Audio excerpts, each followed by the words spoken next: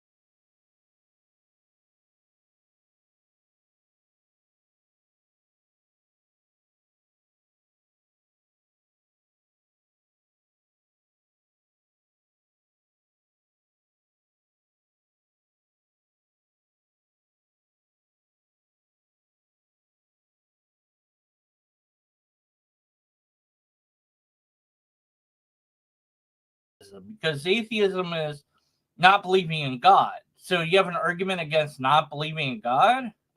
Or another version of atheism is believing there is no God. So then you have evidence that there is a God, and therefore I should believe in God? I'm not sure. Well, we'll see what you've got. I'm sure it's going to have no logical fallacies at all. In this first installment of Arguments Against Atheism, we explore a common position you may have heard from your atheist friends.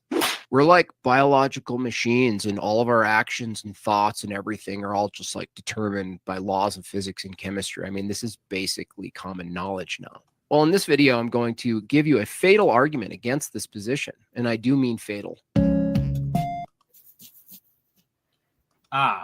So you actually don't mean atheism, you meant materialism. So you mislabeled your video deliberately in an effort to what? Clickbait and get views?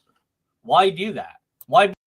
Yeah, atheists are typically materialists. It's rare that you have an atheist who is a dualist, but even if they are, you want to challenge them on how they connect the immaterial realm or the spiritual realm with the material realm. So it's quite common to call an atheist a materialist a physicalist. He's making a general claim, even though it's not for all atheists. You have rare atheists who claim there's an objective morality, like T-Dump, which is obviously problematic. Try to claim that from a materialist position when you get into the realm of ethics. Be dishonest from the get-go. If you want to argue against materialism, argue against materialism and call your video as such. You're being deliberately deceptive. And so this guy's already having a problem with him making the general claim, and he's bringing in ethics, obviously, right? He's saying you need to be honest. You're deliberately being deceptive. Well, right away, I would challenge this guy on his ethical standard, his ethical system, which as a materialist or an atheist, what's it going to be? His subjective opinion. Admitting to it doesn't bode well for me trusting your content moving forward. However, that first thing at the start there doesn't seem like an argument that anyone has actually made. Rather, it seems like a straw man. It is a construct straw man. That is, you have put together what you think an argument is, and then you're going to proceed to attack that argument. Now, if you had a video or an article that you were showing on screen and that you were responding to, then I couldn't make that sort of claim. But obviously, this is not an argument that anyone has made. See, this cartoon guy, you have him all super edgy and all this, and I guess that was done by, somebody they paid for it to be done. Yeah, he's not making a direct argument yet. He's making a general claim about atheism, dude. You should probably let it play before you try to play a smart critiquer here all over the place and see if you can handle the concepts he's bringing forth. I think I might have watched this a year ago or 8 months ago. I don't know. I don't recall it. Or maybe you did it yourself. I don't know. Whatever. So, you're going to make them look bad. You're going to give them the origin of species and all this other, stuff in the background. Oh, look how edgy I am. Ha, ha, ha. But why show your otherwise worthy opponent in such a poor light? What do you... Yeah, make the atheist look cooler. Okay, we got it. Hope to gain by insulting the people that you're trying to convince are wrong? Well, that's a fair point by deconverted man here. If the Christian or the believer is going to use ridicule and these types of tactics, it is going to work against him. So I'd agree with him there. That just seems like another point against your ideas. If you have nothing but personal insults to offer, then you really truly don't have any argument against. Yeah, if that's all he had to offer, that would be correct. But if we get into this video eventually here, dude, he's got more to offer than that. And I'm doubtful that you're going to be able to follow his concepts just based on what you're saying. But, that's just an assumption on my part. We'll see how it plays out. against anything, do you? Why portray atheists in this way?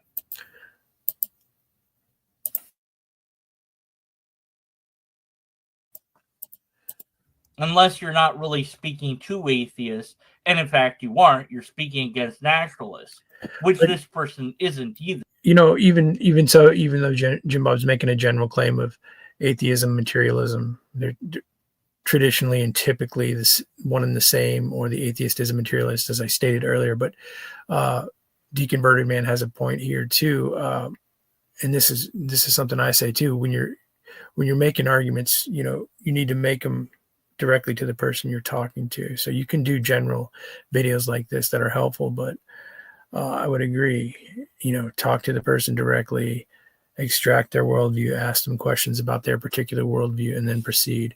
The thing about atheists that I notice is that they think there's all these variations of different worldviews. They don't seem to understand that there's only so many worldviews to choose from when you break it down, when you continue to challenge the assumptions and presupposition. There's only so many categories you can land in.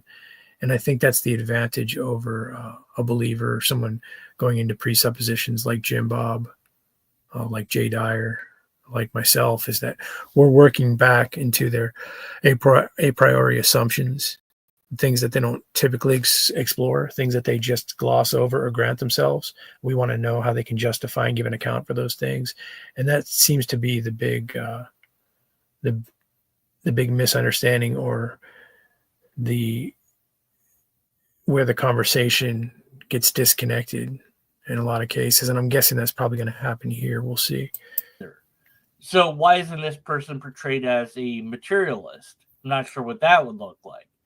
But your attempted insult and slights against atheists and or materialists, again, doesn't bode well for your presentation and my trust in your conclusions. So the conclusion of the information he's saying is going to be more relevant if he did a nicer picture of an atheist, a better looking atheist. Then he would be more apt to take in the information that Jim Bob has given. That kind of shows you something right there about this guy's worldview. He's saying his worldview is built on influence, in a sense, and what he likes and how and what he favors, and then he'll decide if he's going to proceed and accommodate the conclusion. Those things should not be relevant, actually. Whereas I would agree, as a believer, as a witness for Christ, that to insult and ridicule your interlocutor is not the way. I would agree with that. But him saying, for me to trust you and get to your conclusion and understand it, you've got to be nicer. And that doesn't really follow. I mean, I just don't see how that follows, unless your worldview is all about subjectivity and feelings. And I believe that's where Jim Bob is going to move, because when you break down the typical atheist materialist, you're drawing back to sense data empiricism, which is called my feelings, right? What seems to be the case. In this video, I'm going to give you a fatal argument against this position, and I do mean fatal. Fatal. Oh, okay. Yeah. Welcome to Arguments Against Atheism, a series that aims to provide clear and simple arguments against common atheist positions. I'm Jim Bob, and I'm here to deliver the goods. First, I should clarify, not everyone who is an atheist believes that matter exists and only matter exists. Well, I don't know, about what does or does. I only know what I know about. You got classic atheist epistemology, right? He's got a lot of I don't knows already. He only knows what he knows. Great.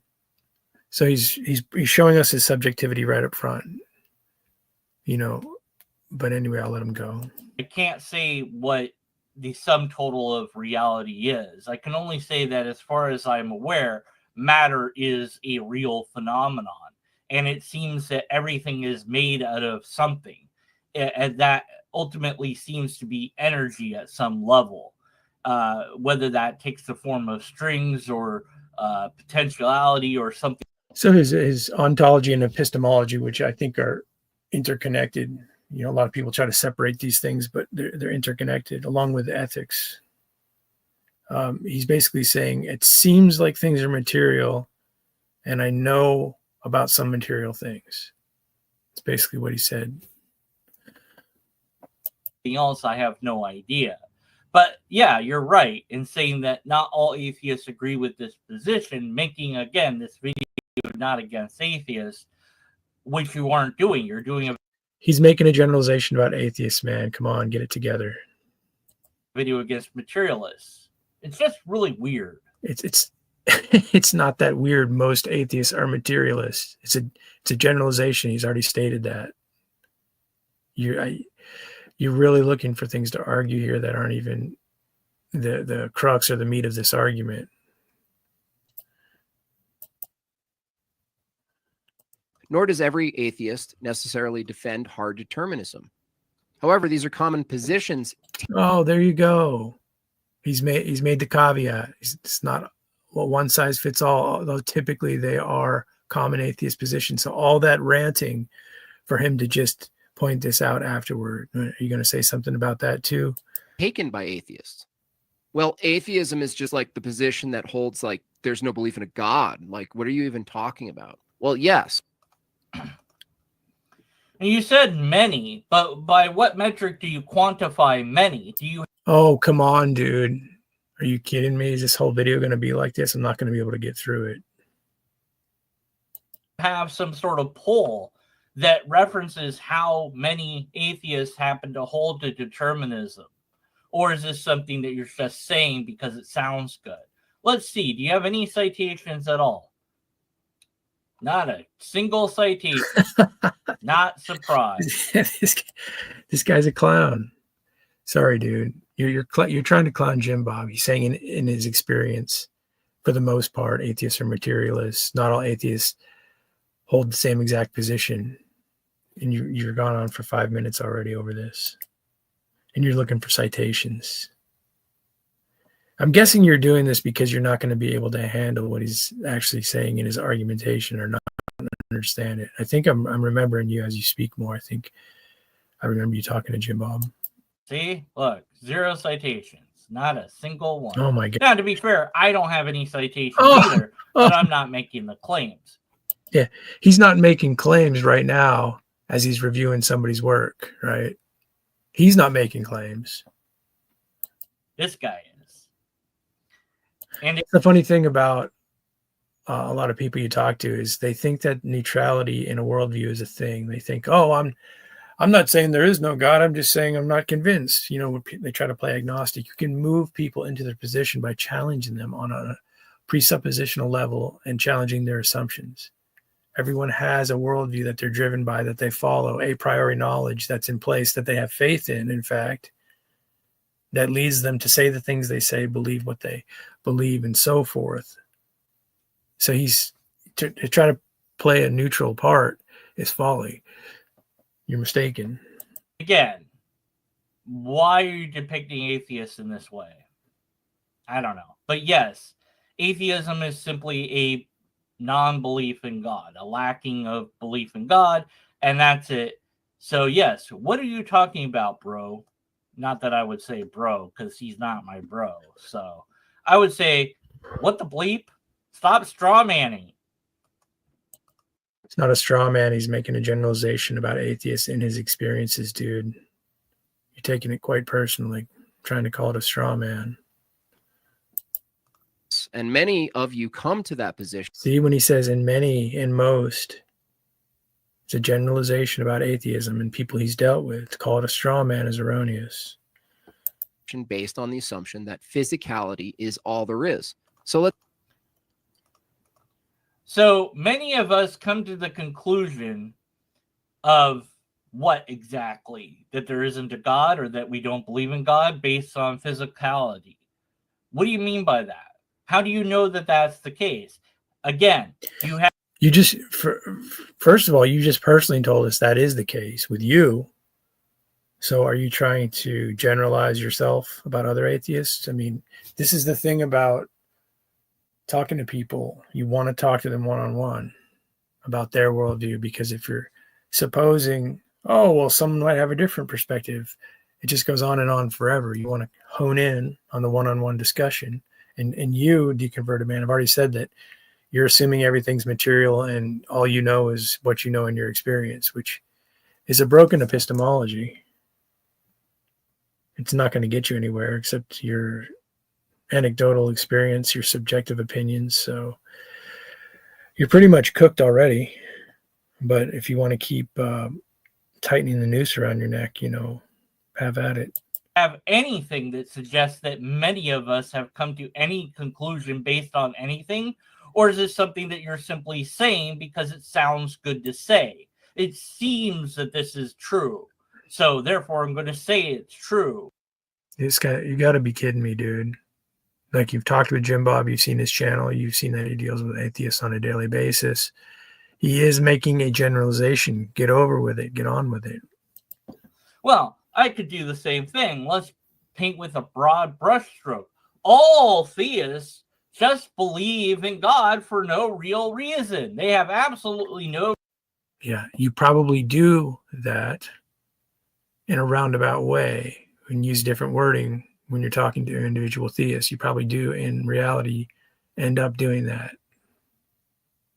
Reasons at all. It's just a blind, ignorant faith.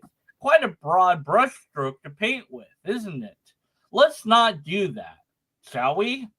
So he's got all these ethics he wants to bring into Jim Bob about what we should do, what we ought to do, how we ought to act, right? All these ethics. All you need to do with deconverted man here is challenge him on a meta-ethical level, saying, why ought I follow your ethical position? Why should I listen to your standard of morality? That's where it gets interesting. And of course, I can tell by the way he talks, he's going to go into some huge diatribe and filibuster, but it's just going to come back to the same question, which he's going to have to answer, because all his experience is material in his mind. It's just some sort of concept that I fabricated and hold in my own mind, and it's entirely subjective. So all this suggestion and influence he wants to impart on Jim Bob is just coming from a personal opinion, from some material, from some interaction in the processes of a brain. You're the reason Jim Bob is so confident, dude. You're the reason he gets on here and clowns atheists. Like, you're the very reason he does this. So when you ask why he paints them like that and draws them like that, it's you, bro.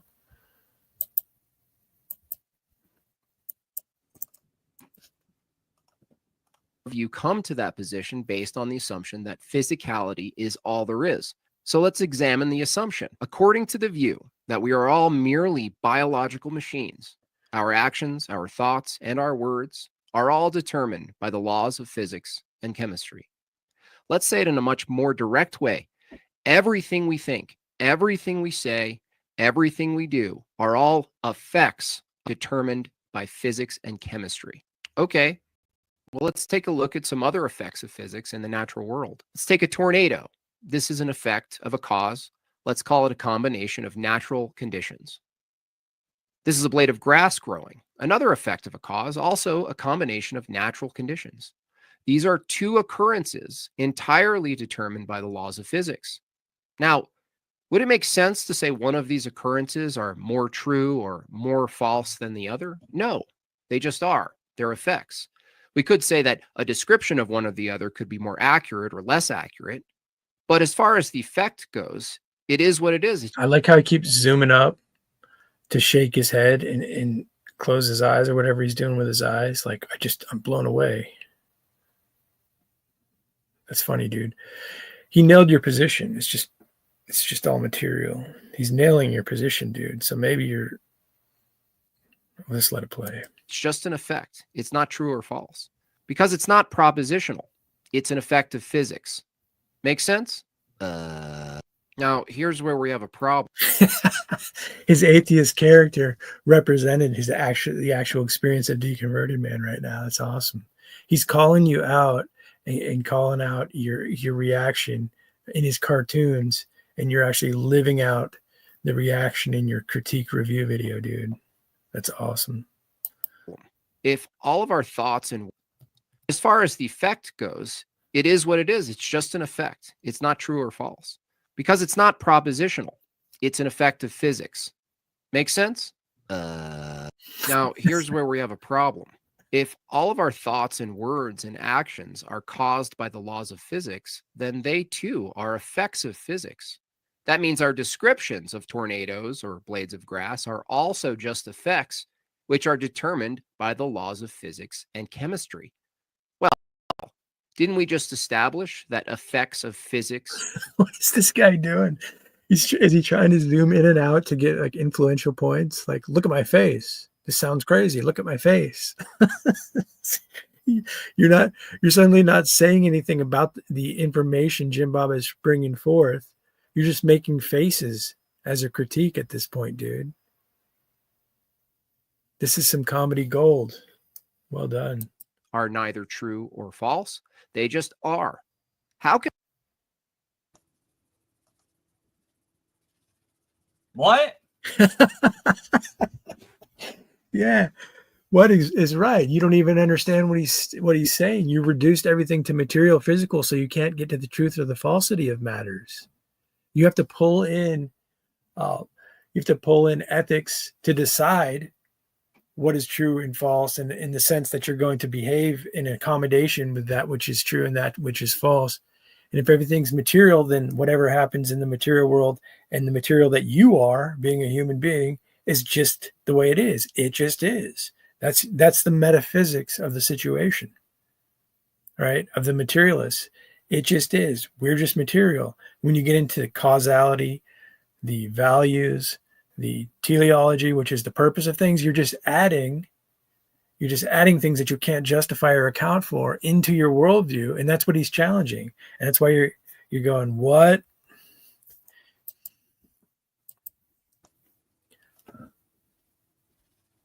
What? No, seriously, huh? What do you mean they're not true or false? They just are. Like, there is a tornado. That is a true statement if there is indeed a tornado. This blade of grass is growing from the ground. Yep. You're assuming that. You're granting that. We understand that. He's getting into what is prior to you getting there. How are you getting there? How are you accounting for the epistemology, the knowledge of the truth or falsity of the matter? Everything is material. So your ontology is that everything is material, including whatever you're trying to do in your human experience, which also entails ethics. So he's pointing out that you just have molecules in motion, and that whatever you're adding to it, again, the causality, the value, the purpose of these things is just gibberish. You can claim it, but when questioned thoroughly about how you got there, you can't explain it. That's what I think is confusing you.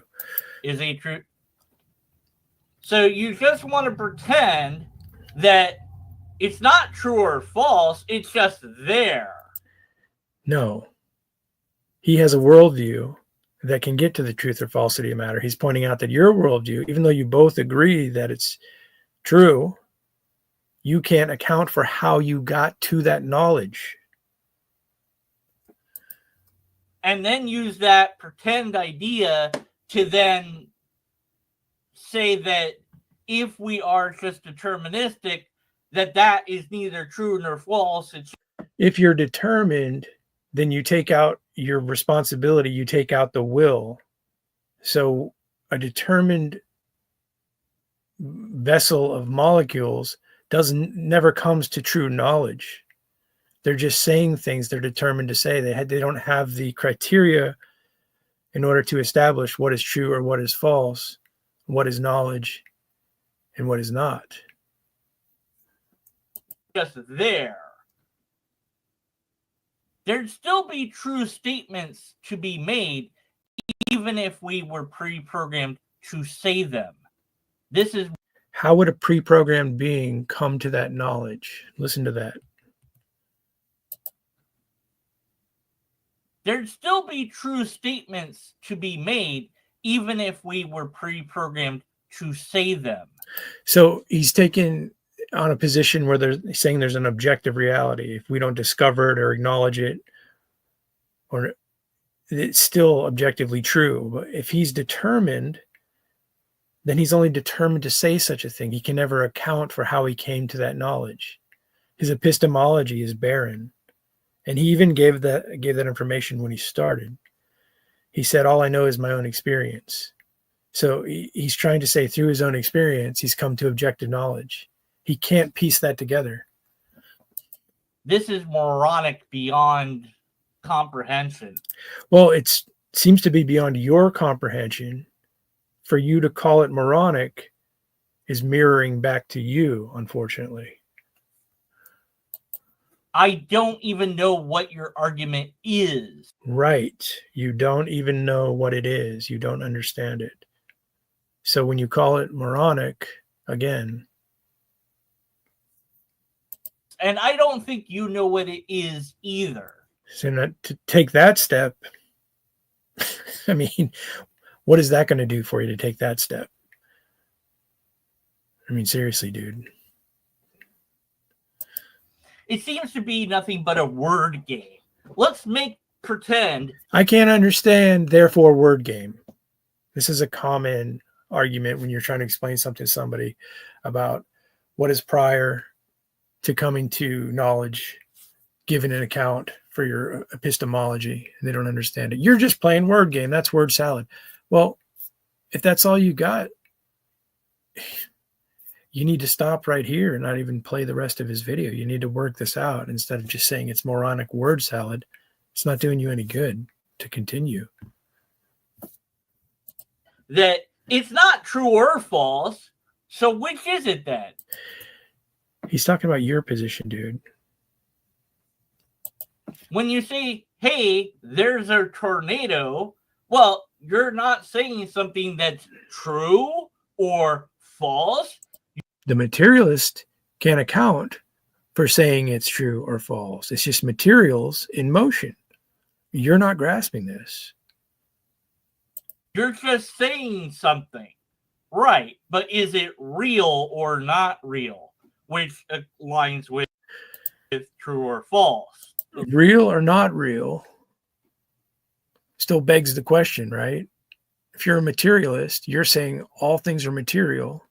So for you to bring in causality, value, purpose, you're going to have to account for these things. And when you're talking about real or unreal, you're going to have that established before you even get into these conversations. That's why you're getting lost. At least in my mind. Right. But is it real or not real? Which aligns with true or false, at least in my mind. At least in your mind. And that's what it's all about with you. As you stated earlier, your epistemology is all about you. It's all about your mind. So you've got a circular, subjective epistemology. Your ultimate authority is whatever you is, the material known as you, whatever you're identifying that as. And then you have subjective suggestions based on observations on what you feel is the case, and then you result back in checking it with what you identify with as you. So this is all in your mind, but the funny thing is, like you're bringing in mind as a materialist or a physicalist. Where is mind in a materialist physicalist worldview? It's another question that hasn't been solved. So you have so many problems already, and you're critiquing him somehow. You're revealing yourself to anyone who knows how to observe you in this fashion. Now, the reason I'm doing this video on Deconverted Man is because he wanted to have a discussion with me, and I invited him over. He was challenging me in the comments. He wanted me to email him, and I said, just come over. I do this, I come on every night. We can talk privately if you want. But he was, he was being snarky about it. So I said, all right, let's check out this guy's material, and here we are. It's just an effect of stuff that's going on. Okay. And if I am, or you are, or we all are deterministic, then so what? That's the way it is. That might be how reality is. I don't know. There's his epistemology again. He doesn't know. I agree with you, dude. You don't know. Oh, if he doesn't know, how's he making the leap to say Jim Bob doesn't know? How does someone that doesn't know what people do and do not know? Right? This is an interesting thing about the I don't know epistemology. Is like the atheist says, I don't know, I could be wrong. Could be wrong about everything. But they somehow want to attack the theist, the believer, and say, but you're wrong. I don't know, but you're wrong. What do they think they're doing there? This is why we don't want to play this game. We want to say, how do you know things? What do you know? If you're determined, how did you come to true knowledge?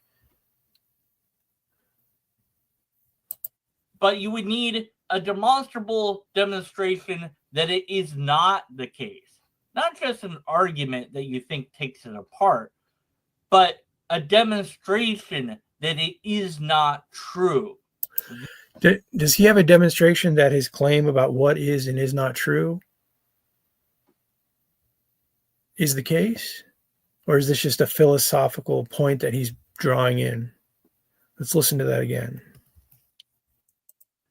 But you would need how reality is. And so what? That's the way it is. That might be how reality is. I don't know. You don't know. But you would need a demonstrable demonstration that it is not the case. So does he have a demonstration for this claim about what he needs in order to prove things true and false? In other words, the very claim he's making about what is needed and to be demonstrated, does he have a demonstration of that claim itself? No, of course not. Not just an argument that you think takes it apart, but a demonstration that it is not true. That's what is missing here. Arguments are fun. I like arguments, but they need to be valid and sound, and yours is neither. Can an effective Yes, I mean, in a sense, if I wanted to play all that back, it seems like a grand projection. Like, listen to the way he finalized that. Fun. I like arguments, but they need to be valid and sound, and yours is neither. Arguments need to be valid and sound, but yours are neither. What almost everything he said in that diatribe, he can't account for. He has no epistemic justification. He's coming from a determined point of view. So his argument about arguments is invalid if questioned on this level. And this is what I noticed most people, not even atheists, materialists, but many believers are missing too. When they're challenged on this meta level within epistemology and ethics, they don't know what to do. They don't know how to argue these things. So he's saying that this guy needs a valid and sound argument. You simply ask him, like, why is that the case? He's going to go into, well, that's traditionally how it's been done. That's what I believe. And he needs you to agree with him. Ultimately, it's dialectics. The atheist needs agreements in order to move forward. He needs to be granted things. As a believer, you don't want to grant him things. You already don't believe him. You already don't agree with him fundamentally. He believes in a not God world. You believe in a God world. You want to point this dichotomy out and say, if we're going to move forward, I need to understand what you think is real, which he's saying is only material, how you know this, which he's saying he is determined. So he's destroying the possibility of knowledge. And then he's making all sorts of ethical claims about Jim Bob's behavior, which he obviously is only calling subjective opinion. So this becomes nonsense when you focus on metaphysics, epistemology, and ethics, especially with the materialist physicalist. Can an effect of physics be anything other than what it is, what it's determined to be by the law? If an evaluation or proposition is an effect of physics, how can it be wrong or right? It just is, like a blade of grass or a tornado. Now, my critics will say, no, Jim Bob, Propositions are different because they are descriptions of effects, to which I would respond, well, those descriptions are just effects determined by the laws of physics, right? Yeah, but And you really enjoy talking to yourself there, don't you, Bob? You know, when I talk to a different character off screen, I at least give them a funny voice or something, or they have no voice, right? Character that doesn't exist? Yeah, like that. Yeah, so just critiquing the way he's doing the video. It's, I guess, dude. He's saying to you that your metaphysic is, it just is. The blade of grass is a blade of grass, tornado is a tornado. When you start to give meaning, value, and purpose to these things, you're bringing in a philosophy that you can't account for. And that's ultimately what he's trying to tell you. And, you know, you're moving around to point out a lot of things that you don't like about how he's doing that, more than the substance of what he's saying. Because earlier, when you were making those faces and you said, what? He was getting into the core of the idea, and you don't even follow. And you said you don't follow him. So I think you're resorting now just to point out how you don't like his cartoons and the way he's doing this, which, you know, who cares about your preference about how he's bringing the information forth. When I talk to a different character off screen, I at least give them a funny voice or something, or they have no voice, right? Character that doesn't exist? Yeah, like that. That was funny. Or like this. Hey, how's it going? Whoa, okay there, buddy. Okay, so you don't know his argument, but you're funnier than him. If you were to do a video like his, you'd be funnier. Congratulations, dude, on rating yourself as funnier. Can you overcome what he's saying? Do you even understand what he's saying yet? No. What was that? I said, what's going on? Who are you? I'm Outright Light. Don't you remember me? Oh my God, it's Outright Light's back. What do you want? I'm here to talk about the thing in the video. No, I don't want to talk to you. Go away. I don't want to talk. No, you're really annoying. Anyways, so yeah, that's an example of something that would be mildly entertaining. Yeah. Well, Jim Bob is an entertainer and he is funny, but you know, doing something like critiquing a man's worldview, the foundations of where he starts with what is real, what is true.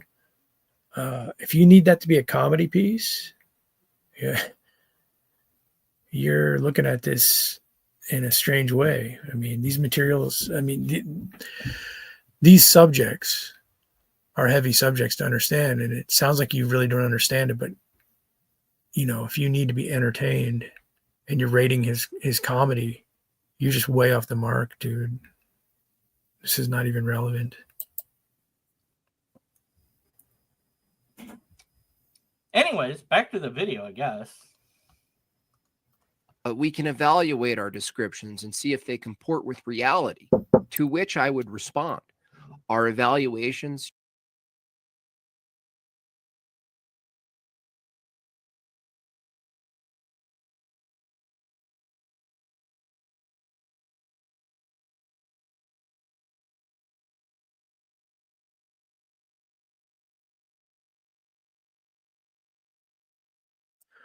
I got to pause out here. I'll come back.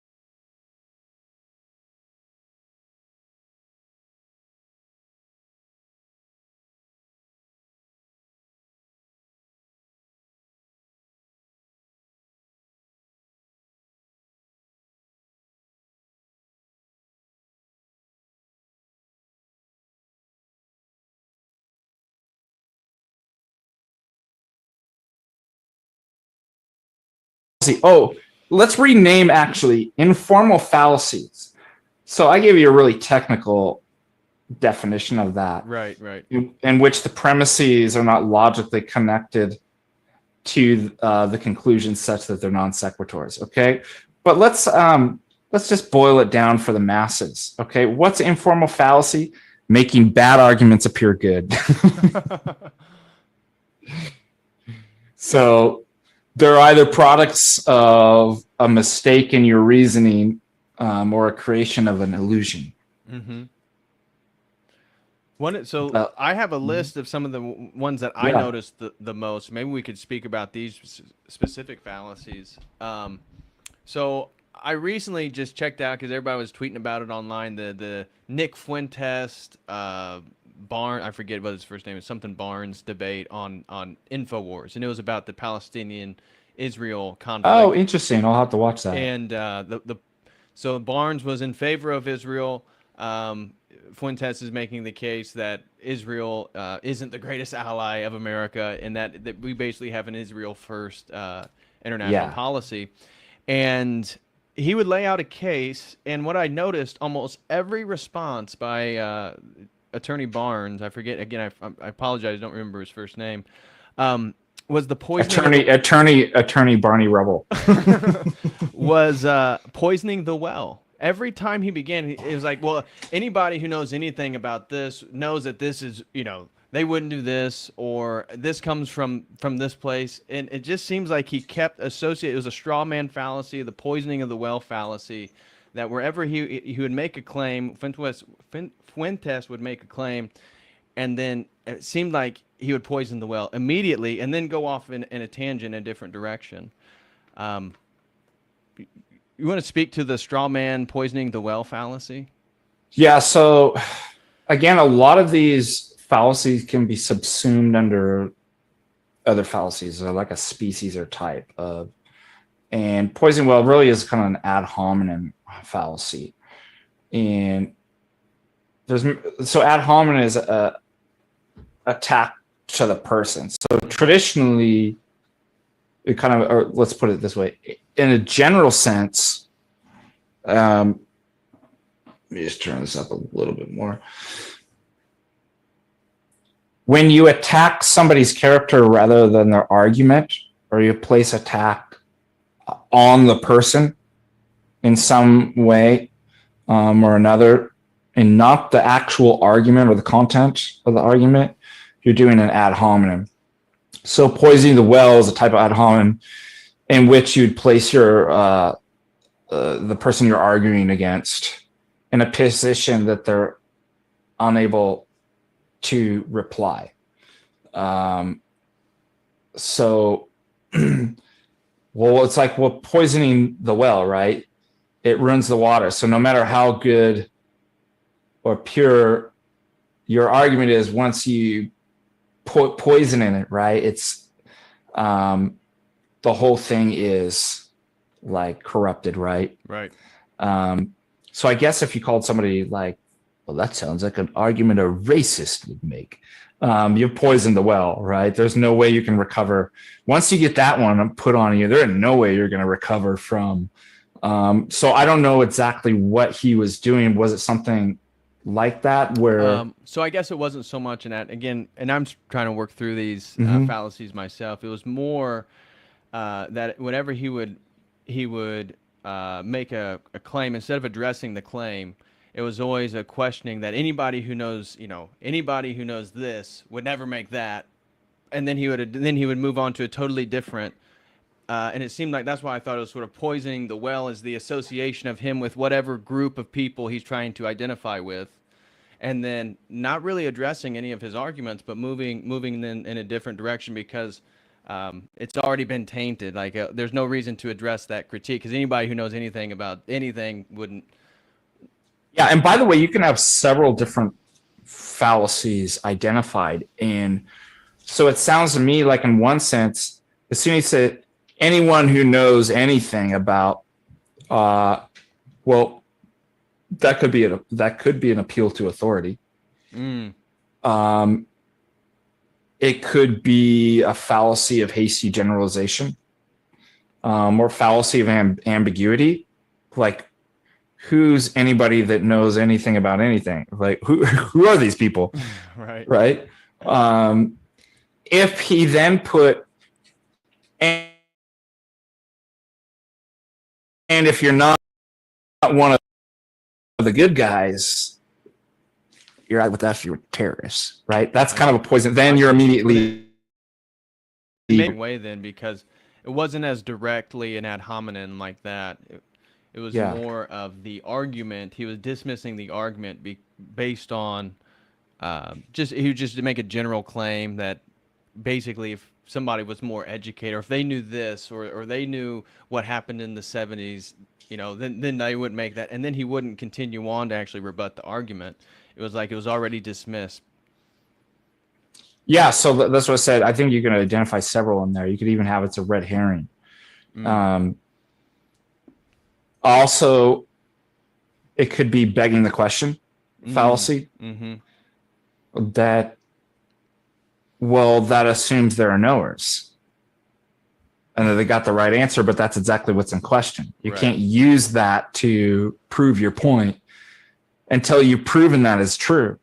And So what was that sounds to me fallacy? like that's begging the question. Or Yeah, it's maybe- circular reasoning. Maybe that's a good one. Yeah, it's actually kind of fun to be able to go through Shoot, and maybe and identify. a follow-up would be to watch a debate full of fallacies and just go through and start to identify them Yes. to help people. That would be really useful. I've done that with my students. Like, we've just taken like videos and stuff like that, and I'll stop it. In fact, I actually brought my after we did a review for the final one of my classes, since I was doing it for this class, I was doing it online. I just brought everybody into the Discord and streamed it. And as Jay was debating a pagan, and then I'd mute it and explain to them what was going on in the debate. I'm like, what? And then I'd actually predict. I'm like, watch, $1,000. The pagan's gonna now try to argue this, and then I'd unmute it, and he'd say the exact. They're like, how do you know that? I'm never gonna be surprised. Like, once you kind of learn like how people play these games and stuff like that, you know exactly the moves where they're going to go. Right. And I thought that was very fruitful. They were able to learn a lot about.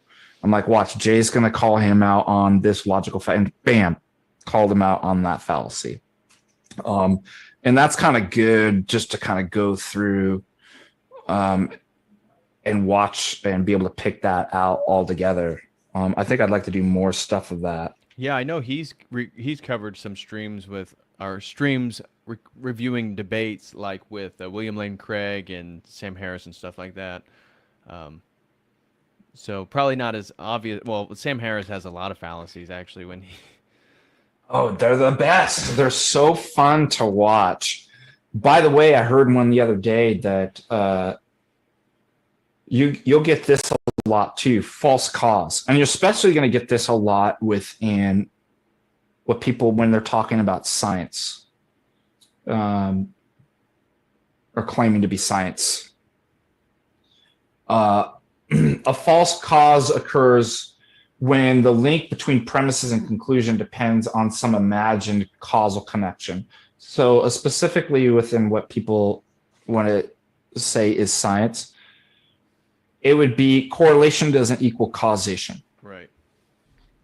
Is so. What was the funny one? Well, we all started.